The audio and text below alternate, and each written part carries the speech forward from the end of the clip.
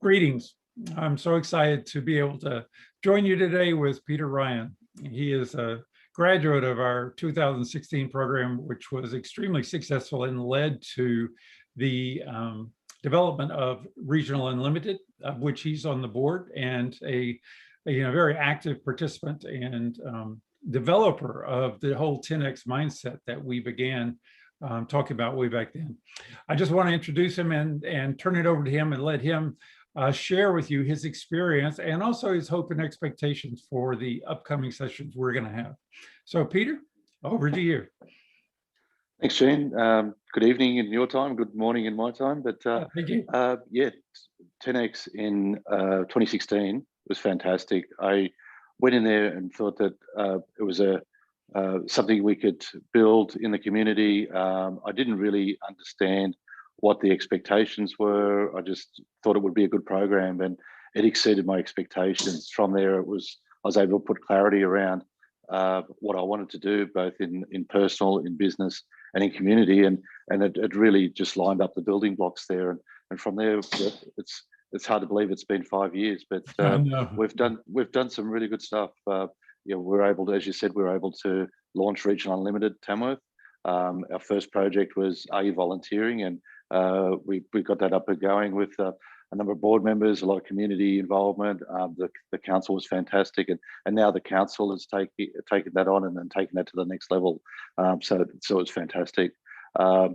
It's I guess an extra benefit out of it, which I wasn't expecting, was how it helped me in business. Our business has grown substantially, and a lot of that comes from the 10x thinking of being more collaborative and really allowing people to reach their full potential. And there's a lot of potential in a lot of people that they just don't know about. And 10x provided the mechanism to unleash that, and they're getting the benefit of it as well as myself. So that's been great. Mm. So Peter, I'm just curious if you could share maybe an example of how your 10x thinking has really served you and or the community. Yeah, well, just a really recent project that we're right in the middle of at the moment is Rotary is celebrating 100 years in Australia this year, and Rotary does a fantastic job throughout Australia, throughout the world. And we had our club meeting and said, what are we going to do to really celebrate the 100 years, which is a big milestone. And out of the discussions, we'd plant 100 trees for 100 years of Rotary. And then as the discussions progressed, I thought, and the 10x thinking cut in, we said we could do more than that. And through collaboration, there's 6 Rotary clubs in Tamworth.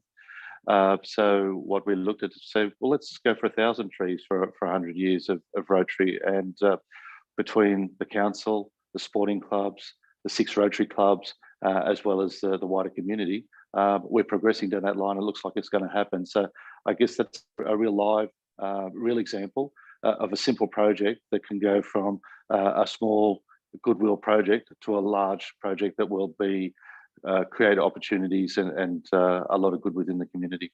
Mm-hmm. It's fantastic. I mean, that's a literal 10x, right? Yes, it is 10 times. Yes.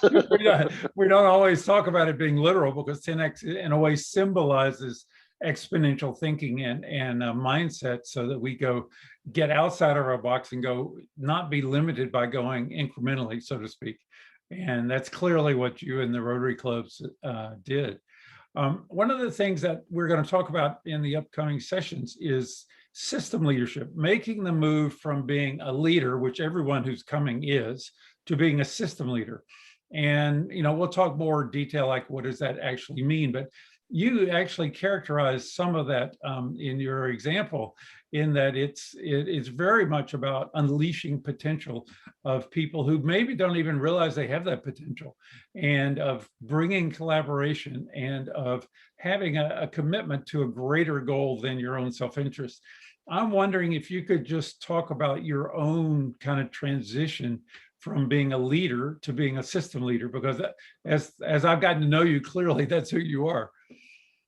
Yeah, it's really it's about a mindset, and it's really moving from a one-on-one combination and collaboration to collaborate to be able to get a multiple improvement.